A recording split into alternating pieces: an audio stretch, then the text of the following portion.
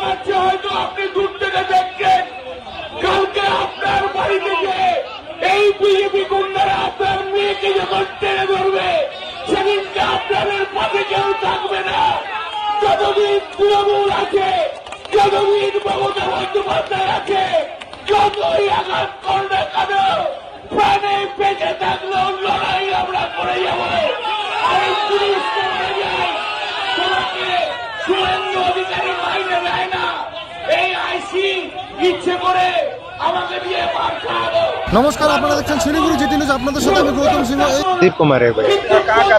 मैं आंध्र प्रदेश से नेपाल जाएगा पैदल ही। कितने दिन का सफर है? मतलब 45 डेज हो गया। क्या मकसद लेके आप निकला है? मैं किसान का जवान का सपोर्ट करने का, ऐसा हो। हाँ, किसान का जवान का, वो देश का मेन इम्पोर्टेंट है ना, किसान भी जवान का है, तो ऐसा हो। अवेयरनेस प्रोग्राम स्टार्ट अभी आंध्र प्रदेश से 45 डेज हो गए भैया इधर ही आने। अभी इधर से 2 दिन में नेपाल बॉर्डर जाएगा। नेपाल में 1 महीना पूरा एक्सप्लोर करते हैं, ऐसा हो। अन्नपूर्णा में इधर आया नेपाल पैदल ही।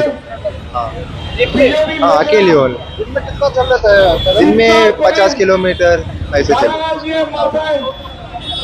खाने वाने का कोई दिक्कत वगैरह? होटल पे, पेट्रोल पंप पे, ऐसा वो। अभी लोकल में सपोर्ट भी करता है। अच्छा, ये तो 45 दिन हो गया है, कोई रास्ते पे कोई दिक्कत नहीं। नहीं। রক্ত বেরোচ্ছে। আমি তা সত্ত্বেও আমি আপনাদের কাছে বলতে এসছি একটাই কথা, আমার আর বলার মতো শক্তি নেই, আমার সত্যি বলার মতো শক্তি নেই। আপনারা বাংলার মানুষ, আপনারা চণ্ডীতলার মানুষ, আপনারাই বিচার করবেন যে এই যে গুন্ডাগার্দি করছে, এই যে এমপিদের দিয়ে মারছে, এটা কি ঠিক হচ্ছে? এখানে কোনো জনরোষ টনরোষ নেই।